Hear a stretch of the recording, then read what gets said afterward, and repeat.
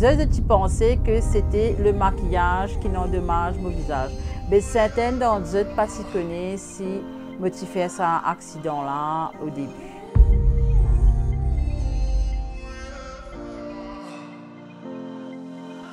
À Camp de Masques Pavé, j'ai rencontré Estelle Riche, probablement la maquilleuse la plus célèbre de l'île Maurice. Et elle a une histoire qui mérite d'être partagée.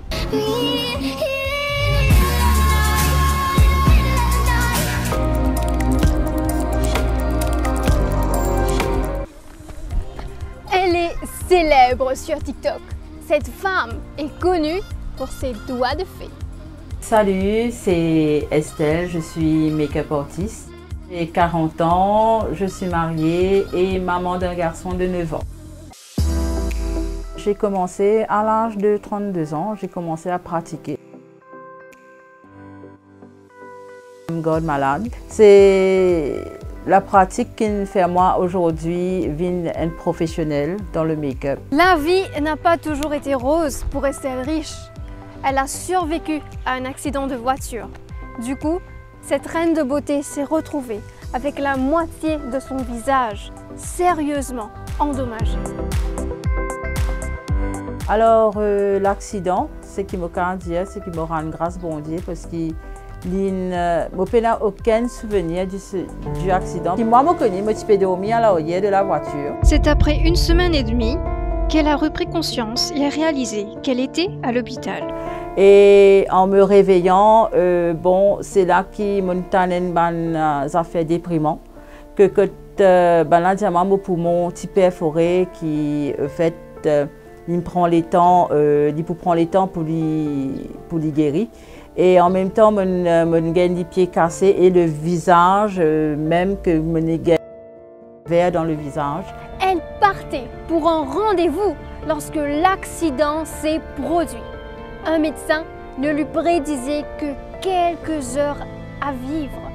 Fort heureusement, elle s'en est sortie. Après qu'elle se soit réveillée, elle s'est touché le visage. Elle a pleuré. Le médecin lui avait aussi dit que ce n'est qu'au bout de 3 mois qu'elle va pouvoir remarcher.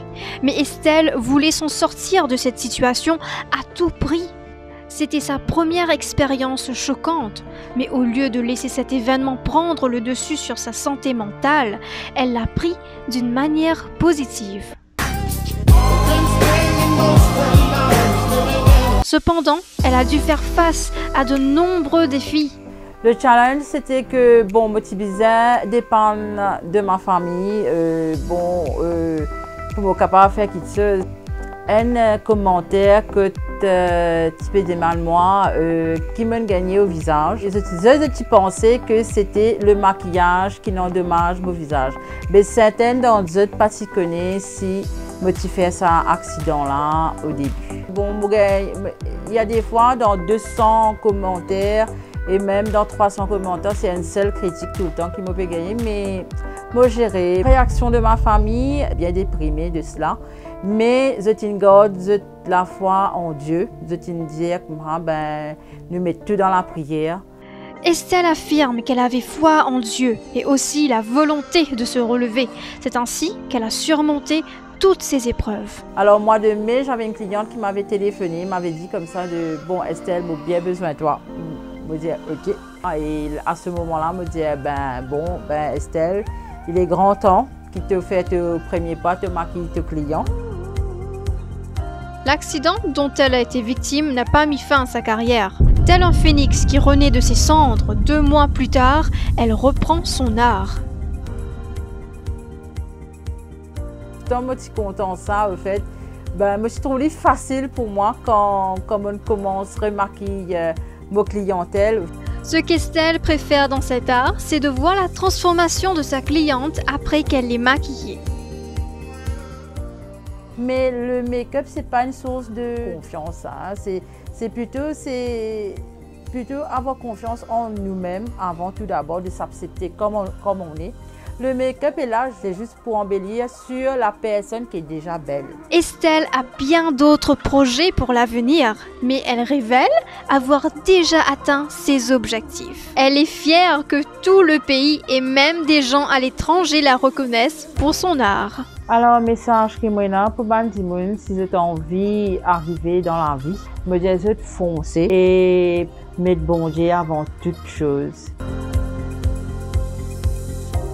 Pour avoir confiance en soi, vous n'avez pas besoin d'une peau impeccable, de la coiffure ou l'apparence parfaite. Avoir confiance en soi commence par s'accepter tel que l'on est.